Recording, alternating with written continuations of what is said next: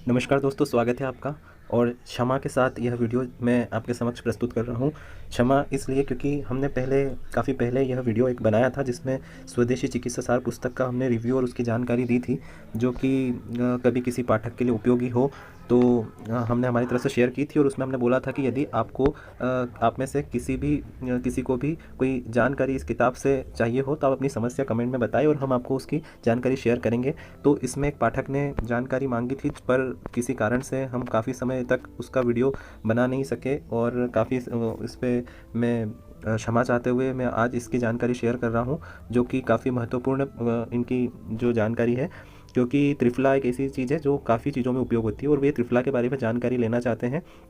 और विपिन जी पवार, तो विपिन जी मैं क्षमा चाहता हूँ और आज इस वीडियो में मैं आपको इनका इस पुस्तक का जो आर्टिकल है त्रिफला को लेकर, उसके मैं डिटेल में मैं पढ़कर आपको बताने वाला हूँ। दोस्तों, मैं इसमें यहाँ पे एक बात और यह क्लियर करना चाहूँगा कि मैं कोई चिकित्सकीय उपाधि या पात्रता नहीं रखता हूँ। मैं सिर्फ जो अजीत मेहता जी की यह स्वदेशी चिकित्सा सार बुक है, इसका केवल आपसे शेयर कर रहा हूँ, आपसे उसकी जानकारी शेयर कर रहा हूँ। और आप और भी किसी बीमारी की या अन्य भी कोई आप जानना चाहते हैं दैनिक जीवन में जो भी उपयोगी, मैं इस पहले वाले वीडियो में शेयर कर चुका हूँ कि कौन कौन से उपाय इस पुस्तक में दिए गए हैं। तो आप उनमें से मुझसे अगर कुछ पूछना चाहते हैं तो मैं उसके बारे में जल्द से जल्द वीडियो बनाने का प्रयास करूँगा। तो चलिए दोस्तों, शुरू करते हैं इस आर्टिकल को पढ़ना। त्रिफला किस प्रकार से बनाया जाता है और त्रिफला के क्या क्या अन्य प्रयोग और विकल्प हो सकते हैं। तो सबसे पहले हम बात करते हैं, त्रिफला के चूर्ण का विधिवत सेवन अमृत तुल्य है और कायाकल्प करने में समर्थ है। कायाकल्प मतलब ये शरीर को लेके कायाकल्प बोल रहे हैं, दिखावे को लेके नहीं बोल रहे हैं। कायाकल्प मतलब अपनी बीमारी और सभी चीज़ों को जड़ से मिटाने में त्रिफला एक महत्वपूर्ण औषधि के रूप में उपयोग की जा सकती है। निर्माण विधि है, हरड़, बहेड़ा, आंवला तीनों फलों को स्वच्छ और बिना कीड़ा लगे हुए की गुठली निकालने के बाद छिलकों को कूट पीस कर कपड़ा छान करके प्रत्येक का अलग अलग चूर्ण बना ले और फिर 1:2:4, मतलब इसमें से जो पहला था हरड़, उसको एक हिस्सा 2 उससे डबल जो लेना है वो बहेड़ा को लेना है, और उससे जो पहला वाला हरड़ का जितना एक था उससे 4 गुना आंवला को लेना है के अनुपात में मिलाकर रख लें। यदि हरड़ का चूर्ण 10 ग्राम है, मतलब वो मात्रा में उसी को बता रहे हैं कि 1:2:4, मतलब हरड़ जो है 10 ग्राम हो गई, बहेड़े का चूर्ण 20 ग्राम हो गया और आंवले का चूर्ण 40 ग्राम हो गया। फिर इस मिश्रण को किसी शीशी या कॉर्क लगाकर बरसाती हवा से बचाते हुए सुखाकर रख लेना चाहिए। सदैव निरोगी रहने और कायाकल्प के इच्छुक व्यक्ति को चाहिए कि वे त्रिफला चूर्ण बाजार से कभी नहीं खरीदे, बल्कि उपरोक्त विधि से स्वयं अपने घर पर ही एक बार इकट्ठा बनाकर 4 महीने तक उपयोग में ले। 4 महीने बाद चूर्ण उतना प्रभावी नहीं रहता है। पूर्ण कायाकल्प के लिए त्रिफला चूर्ण को 12 वर्ष तक नियम पूर्वक लेने का विधान है। दोस्तों, ये महत्वपूर्ण बात है कि अगर आपको उसका पूरा लाभ लेना है तो लगातार 12 वर्ष तक आप उसका सेवन कर सकते हैं। एक होता है दोस्तों दवाई, और एक होता है सप्लीमेंट जो फूड होता है। सप्लीमेंट फूड होता है मतलब पूरक आहार, ये दवाई नहीं होती है। इससे अपन जैसे खाना हमारा होता है, खाने की तरह ही ये भी एक पूरक, मतलब जो खाने में जो चीज़ें रह जाती है, पोषण रह जाता है, उसकी पूर्ति करने के लिए पूरक आहार का उपयोग किया जा सकता है। तो जो ये पूरक आहार के रूप में त्रिफला आपको काम दे सकती है और इसे 12 वर्षों तक लगातार लेना चाहिए।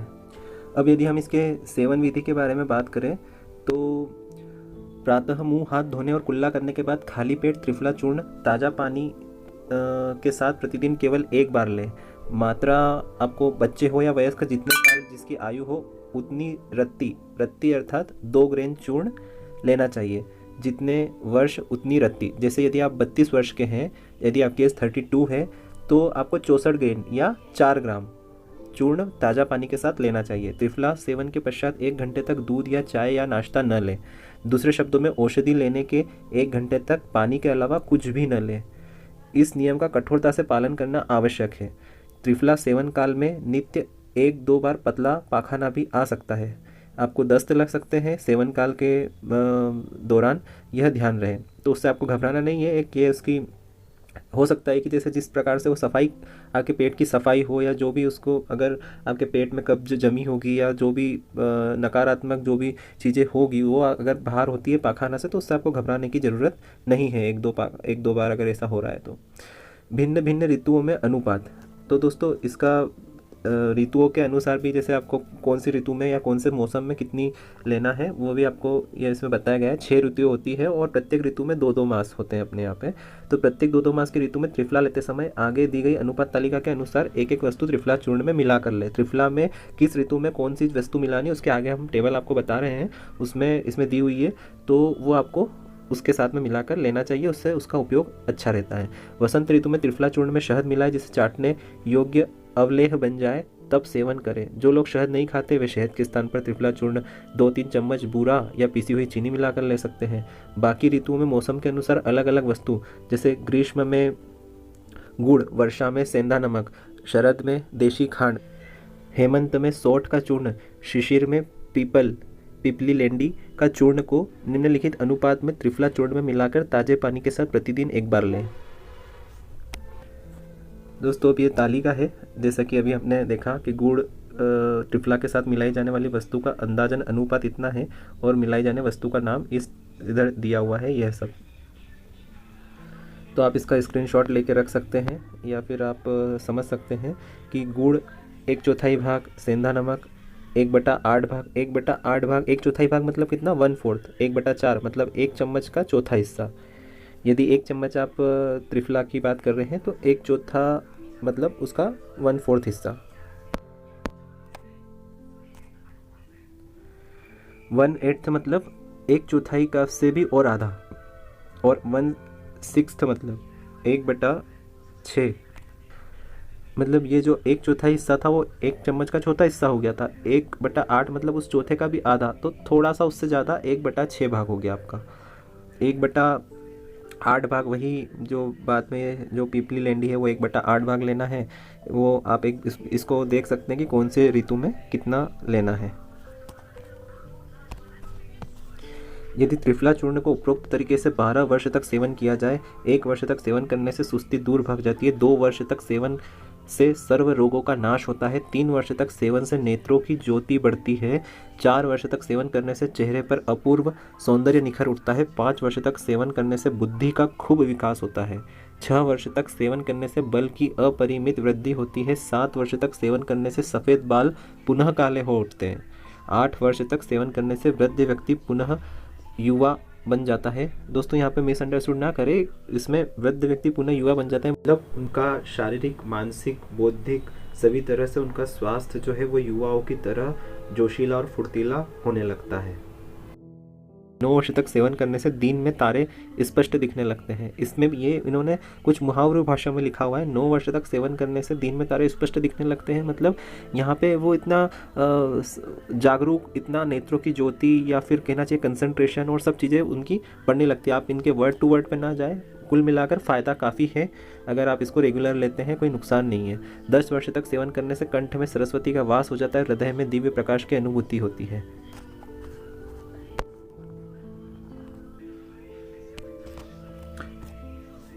11 वर्ष तक सेवन करने से वचन सिद्धि प्राप्त हो जाती है, अर्थात सेवन करने वाला व्यक्ति इतना सामर्थ्यवान हो जाता है कि जो वचन बोले खाली नहीं जाता बल्कि सत्य सिद्ध होता है। इसी बात को कविता के रूप में इस प्रकार कही गई है।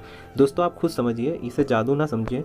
अब आप जब सभी तरीके से शारीरिक रूप से, मानसिक रूप से समृद्ध हैं, आप में इतना एक्सपीरियंस है, 12 वर्ष तक आपने अपने जो नियम है उसको पाला है, तो उसके बाद में आपको अनुभव, आपकी जो सभी अपनी जो कंसंट्रेशन है वो सब चीज़ें इतनी हो जाएगी कि आप वास्तव में भी जो चीज़ आप बोल रहे हैं उसकी, उस पर भरोसा करना या उसकी सही होने की प्रोबेबिलिटी काफ़ी बढ़ जाएगी। निर्माण विधि के क्या इसमें कविता के रूप में आपको इसमें बताई गई है। 2 तोला हर्ड बड़ी मंगावे, तासु दुगन बहेड़ा लावे, और चतुर्गुण मेरे मीता, लाए आवला परम पुनीता, कूट छान या विधि से खाए, ताकि रोग सर्व कट जाए। भिन्न भिन्न ऋतुओं में सेवन विधि। सावन भादो सेंधा नमक, कार्तिक कुवार खांड सुफक, अगहन पूस सोठ के साथ, पीपल माघ फागुन विख्यात, शहर चेत वैशाख बतायो, जेठ आषाढ़ गुड़ा सुत खायो। तो दोस्तों ये कविता और जिस तरीके कविता के रूप में जो बताया गया है, इससे आपको इसे याद करने में काफ़ी आसानी हो जाएगी। जैसे अभी आपको ध्यान नहीं रह रहा है कि कौन से मौसम में कैसे खाना है, तो आप इस जो 3 लाइनें, जो 6 उसकी पंक्तियां हैं, उसको आप याद रख लेंगे तो आपको पूरा पता हो जाएगा कि किस तरीके से खाना है। मात्रा तो आयुष्य के वर्ष प्रमाण, खाए तोल रतिन सूम, ठीक यही अनुमान, जितने वर्ष उतनी रत्ती। लाभ, प्रथम वर्ष तन सुस्ती जाए, द्वितीय रोग सर्व मिट जाए, तृतीय नैन बहु ज्योति समावे, चौथे सुंदर ताई आवे, पंचम वर्ष बुद्धि अधिकाई, षष्टम महाबली होई जाई, केश श्वेत श्याम होय सप्तम, वृद्ध तन तरुण होई पुण्यष्टम, दिन में तारे दिखे सही, नवम वर्ष फल अस्तुत कही, दशम शारदा कंठ विराजे, अंधकार हृदय का भाजे, जो एकादश द्वादश खाए, ताको वचन सिद्ध हो जाए। उपरोक्त गिनाए गए लाभ भले ही अतिशोक्तिपूर्ण लगे, परंतु इनका इतना जरूर है कि वास्तविक लाभ कायाकल्प के समकक्ष होते हैं, अर्थात शरीर में कैसी भी बीमारी हो वह स्थायी रूप से ठीक हो जाती है और व्यक्ति वृद्ध से युवा जैसा होने लगता है। इसमें किसी शिरोमणि चंद्र जैन का अनुभव आपके साथ साझा किया गया है, वो आप इसे पढ़ सकते हैं। मिलते हैं किसी अन्य वीडियो में, तब धन्यवाद, अपना ध्यान रखिए।